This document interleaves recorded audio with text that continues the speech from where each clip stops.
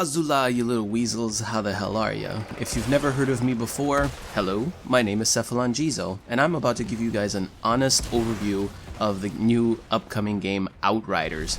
For those of you who do know me already, you know how it is. Sit back, relax, and enjoy the show. And no, this ain't no goddamn Warframe, okay? We're not talking about Warframe today. Please don't cry, or go ahead and cry, I don't care.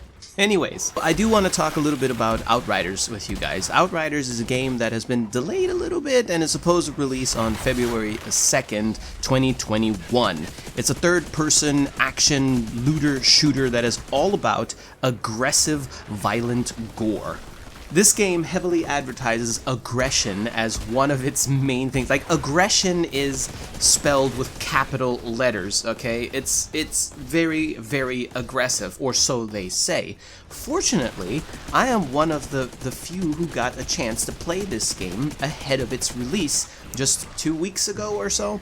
And I was put into the game while being spectated by the devs, and they assisted if I needed any help, and I just had a look at the game, and I got a good 2.5 to 3-ish or so hours into the game, and with my impressions that I made there, I want to give you guys my honest opinion about it.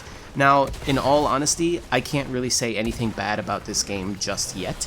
The only minor thing, and I'll get this out of the way first because it's just the two things that I can bitch about a little bit, is number one, navigating is a little bit weird.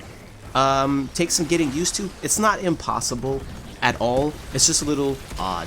But once you figure it out, it's like, oh, okay, so that's how that works. So, okay, cool. It's a bit counterintuitive. Not a game breaker, definitely not a deal breaker, it's all fine. I just wanted to mention that it's a little bit strange navigating. The second thing that I feel a little bit out of place in this game so far is the hit feedback that you get. So you're shooting at an enemy, right? As you do in many video games, your bullets, they hit the enemy, you're supposed to get some kind of a really good feedback, some kind of a thump or impact sound. In Outriders, that's not too obvious. It's very subtle, which is a little bit strange because everything is really aggressive and fairly fast-paced too, depending on your play style. And then you have these almost weak-sounding impact sounds. I don't know. It doesn't quite fit into the picture, if you know what I mean. However, no worries. Again, this is still something that devs can improve on. They do know about it because they have gotten my feedback.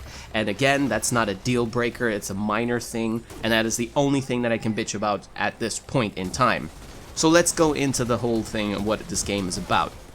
So the publishers are Square Enix. We know that they publish a lot of good shit. I mean, come on now, nothing new there. The devs are People Can Fly. The name doesn't quite ring a bell. These are the people who made Painkiller, Bulletstorm, and Gears of War, for example. They worked on a bunch of other stuff as well, but those three titles I think are the most mention-worthy out of the bunch. The question is this game going to be another brain-dead, ooga-booga, stuff-goes-boom video game version of a Michael Bay movie, where the plot is about as deep as a bowl of cereal? In my opinion, no. And one of the reasons why I think it's going to be a no on that is, one, there's a bit of a fresh take on action shooting in this game that I really appreciate, but we'll get to that in a second. But something that I also noticed and pointed out to the devs while I was playing it is that the way the story is told and everything that involves the telling of the story, including voice acting and just the overall plot, is actually really good. Like, for this kind of a game, it's too good. Like, I think they could have gotten away with way less quality on the side of voice acting and storytelling, and yet here it is. It's a really good story. It's interesting. I'm intrigued. I want to know what is going on in this world called Enoch. I want to know what is the deal with these anomalies and all that. Why do I have these powers and all this stuff? You have side quests and shit that you can do as well that are they're just pretty. They're well written and they're played out very nicely. It's very immersive. I noticed while I was playing, it felt like the characters, the NPCs that I was talking to, like they actually were in that setting. Very depressing. You could feel the depression and the despair and everything. At least to me it felt that way, and I really like that, and I'm a sucker for details such as those. So that's really, really good. Well, so what I'm saying is the storytelling and voice acting is above what this game would have needed to be decent, which is a good thing, right? Now the next thing, how aggressive is this game? What does this actually mean when it comes to aggression? Why is this game maybe different than other shooter games? Well, for one, if you want to heal, if you want to have any chance at regenerating health, you have to go on a murder spree. It is the literal adaptation of do or die. While you're taking damage and your life gets drained and you decide to run for cover and then hide like a little sissy, right? You're not going to regenerate all that much health. I think the maximum threshold at the moment is maybe 30% of your max health that you can regenerate by those means. From what I saw, I think you're even still in the red with that. And it doesn't take a lot to kill you if your life is at 30%. So if you want to regenerate your health higher than that, you have to damage enemies, you have to murder them, just go berserk. And that really causes some very pleasant high pressure and aggro for the player. I don't remember the last time a game made me tense up as much as this game did. So it's a very, very fine line to walk between making something too difficult and too annoying and making it too easy and too boring, and this game is right in the Goldilocks zone, in my opinion. And take it from me, I hate hard games. I will never play The Last of Us on ultra hard settings because I don't see a point. I want to enjoy the story and have a good time. However, with a game like Dark Souls 3, I really enjoy that because the difficulty is appropriate.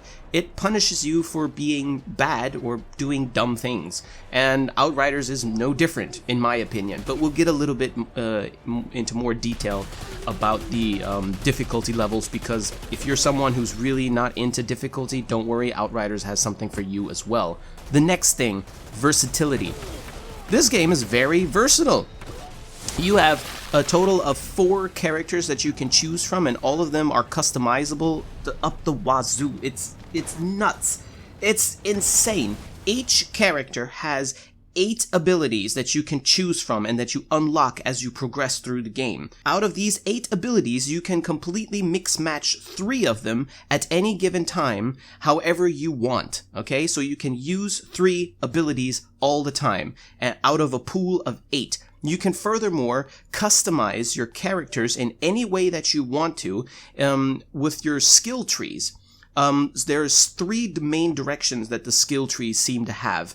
One of them is more based on DPS, the other is more tanking, and the third one is more geared toward team support. Now you can go ahead and invest all of your points into, let's say, support and be a full supporter, or you can spread it out a little bit and be a little bit of everything. It's completely up to you. Another nice thing is you can respec your character at any given time free of charge. So if you acquire the points and you spec into any direction and you kind of don't like it, you want to try something else, you pause the game and you respec it. You don't lose any points. There's no penalty. There's nothing. So you can very much customize however you want, and you have the freedom to mess around with it. Which brings me to the next thing.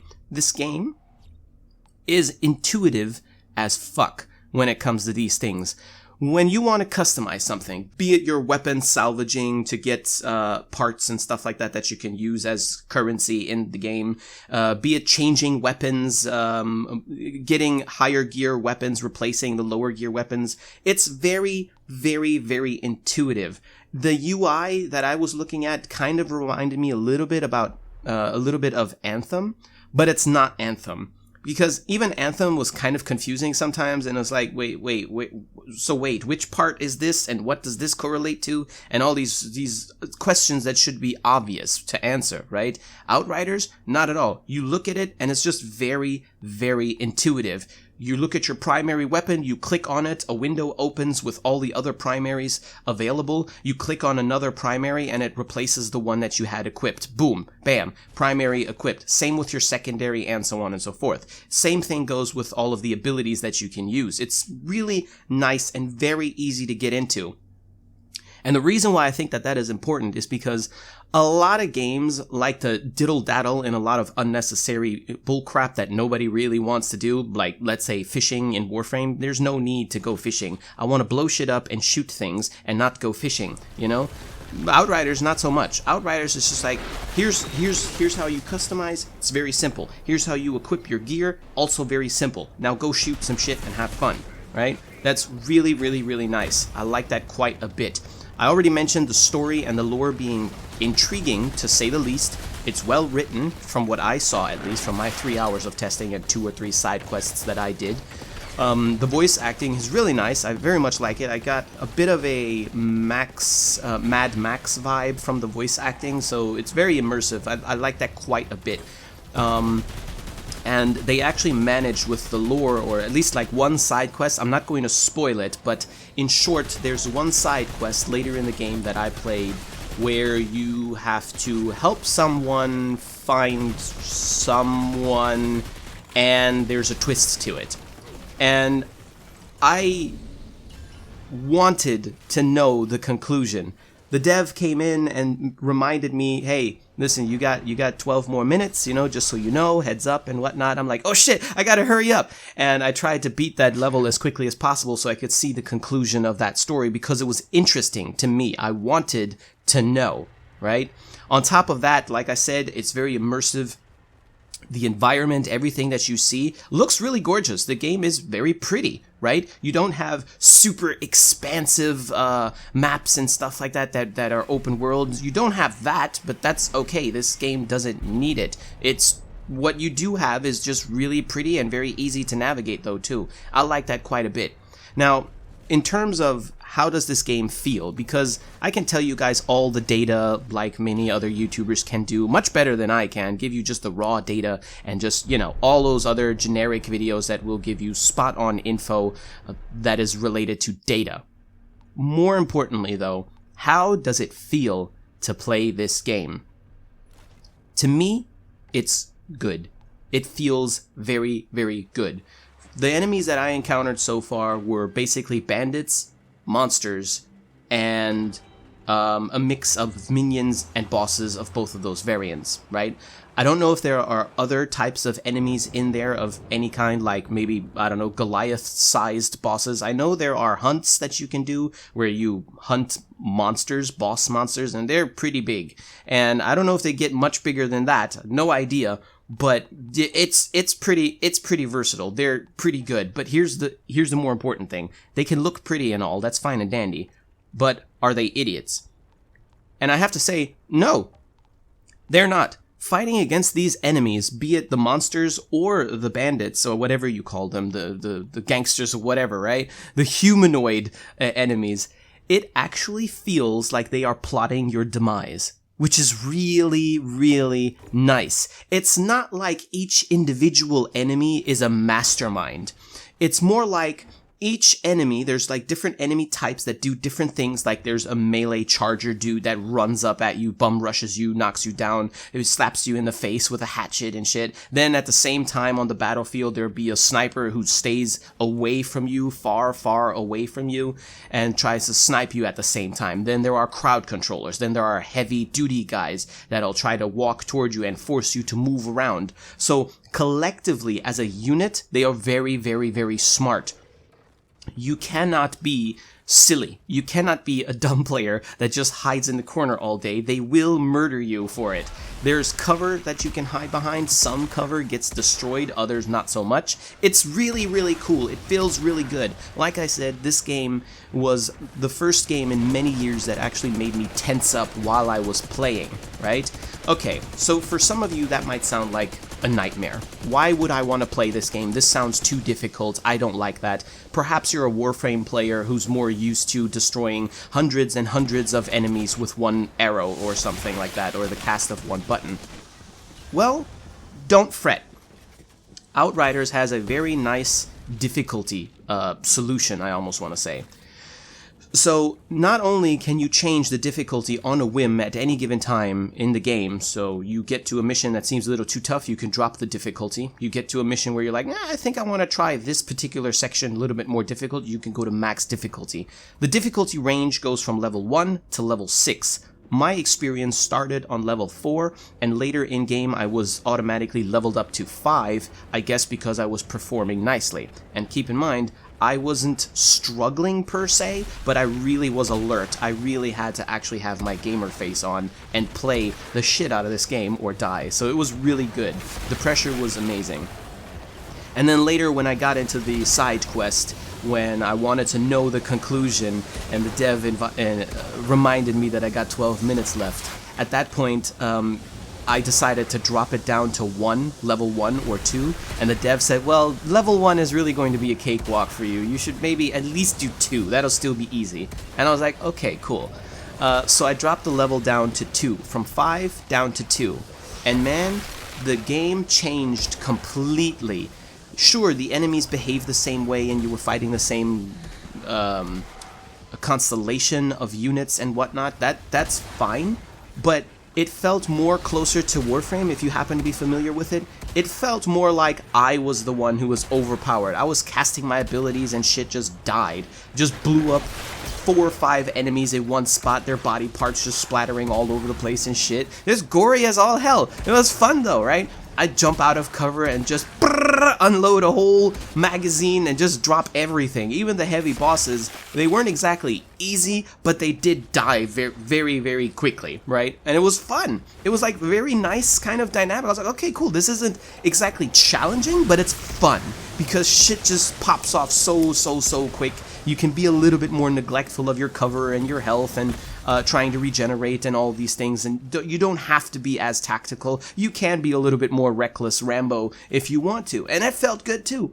So with that, I beat that quest line and I got to my conclusion. It was really nice. So that's really amazing. So again, difficulties range from 1, that is literally a cakewalk, all the way up to 6, and I gotta say 5 is pretty punishing. 6, I don't even know how that's going to go.